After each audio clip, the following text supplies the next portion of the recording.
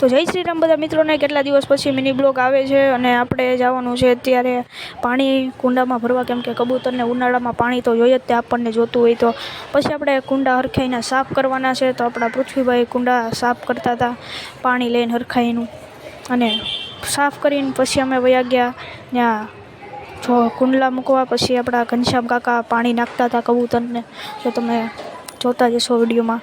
તો આગળ પછી અમે વયા ગયા એક માટલું લઈને એને કાપવા માટે। તો અમે વયા ગયા માટલું કાપવા, તો ફટોફટ આપણા ઘનશ્યામ કાકા લઈને ગયા માટલું કાપવા માટે। તો એને માટલું કાપી નાખ્યું ફટોફટ। તો પછી અમે વયા ગયા એક બીજું માટલું લેવા હાટું। તો બીજું માટલું અમે લેવા આવી ગયા હતા, અને પછી આ મળતું નહોતું તો અમે લઈને પછી આપણે ગાયને પાણી પીવડાવી દીધું। પાણી પીવડાવીને પછી આપણા કબૂતરે પાણી પીવા ત્યાં આવી ગયા હતા। પછી હું વયો ગયો પગ ધોવા સારું, અને પછી મેં ગાયને તો મિત્રો તમને એ જ કહેવા માંગુ છું કે કબૂતરને ઉનાળામાં મસ્ત પાણી પીવડાવજો, અને આ વિડીયો ગમે એમ શેર કરજો। અને આપણે ફૂલ યુટ્યુબ ચેનલમાં વિડીયો જોઈએ તો બાયોમાં લિંક આપેલી છે, તો હાલો